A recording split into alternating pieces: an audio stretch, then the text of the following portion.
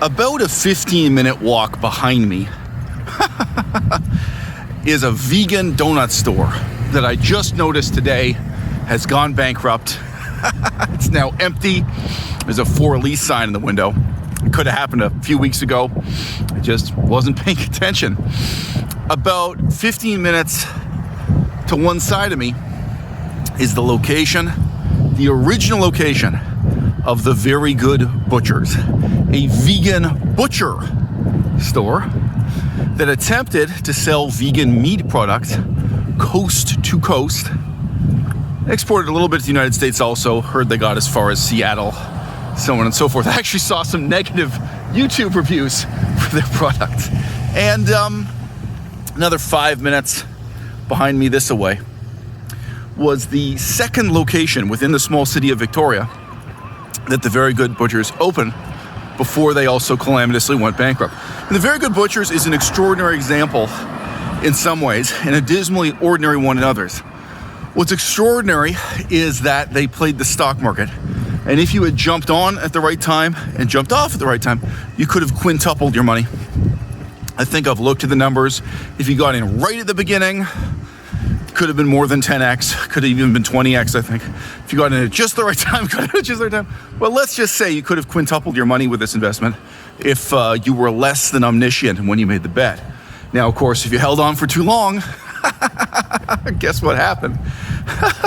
You're not getting a full sense of this peculiar hipster neighborhood that's been built out of abandoned factory and warehouse properties in this part of Victoria. The poetically named Store Street. Oh, here it is. What used to be the second location, the sort of flagship location, the bigger, more showy location for Very Good Butchers. Today is a meat and fish hamburger restaurant. You get a sense of the property, though. Big property in a somewhat fashionable district of the future. Today, the Kahuna Burger. Kahuna Burger survived, where the Very Good Butchers, the so-called vegan butcher shop, went bankrupt. Tell you a few other things about the the Very Good Butcher. The food was hard to digest. If you bought their regular burger, that was much too expensive for what it was made out of adzuki beans. You could be looking at 12 hours of indigestion. Fat to protein ratio was poor. I don't know why these vegan burger shops don't take that seriously. I had a terrible, terrible hamburger at Odd Burger recently. I hope those guys go out of business next. It tasted terrible, but you know you're poisoning yourself. The fat to protein ratio matters. And then beyond that, quality is competitive. I'll go so far as to say any quality, any characteristic we call a quality is culturally competitive. When you're in the streets of New York City, you can walk up to any number of vegan butcher shops, and at least something about the sauce will be gourmet, impressive, arresting. You'll think, wow, you're in New York City, you're in Manhattan Island when you get a veggie burger on the block there. And you don't even have to think about it in advance. And you come out here and you look at these chains that start up in Canada, one after the other, and they go out of business, one after the other. And you think, have these people never bought an airplane ticket to New York City? Do they not know what is the state of the art, what's standard now?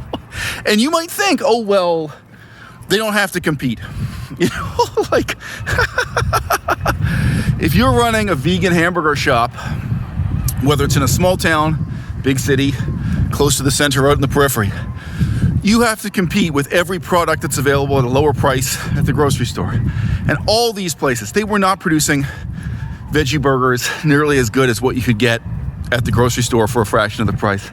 They weren't presenting you with some kind of gourmet experience where you could say, wow, this is restaurant food, this is worth my time, worth my money, instead of just getting what I can get out of the grocery store. And you have to compete with every single vegan restaurant that ever has existed on the planet, not just the ones that are open now, because that's what creates the cultural standard of excellence. Quality is competitive. If you are publishing a book, you're in competition with every other author who ever lived before. You're in competition with Shakespeare. because he's there on the same bookshelf with you at the bookstore, and someone could be spending their time reading Shakespeare instead of you, and they could be spending their money buying a copy of Shakespeare's writing instead of yours. If you're doing stand-up comedy, you got to know what's on stage in Los Angeles and Manhattan Island, and you got to be better to stand a chance. Whew.